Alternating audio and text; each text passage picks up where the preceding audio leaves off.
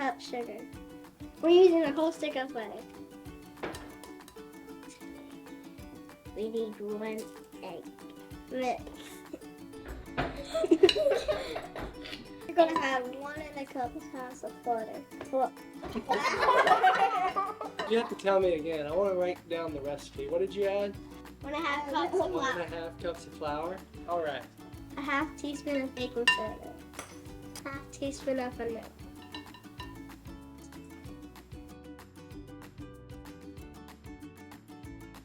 So you get a scoop of cookie dough, roll it into a ball, and then cover it with sprinkles.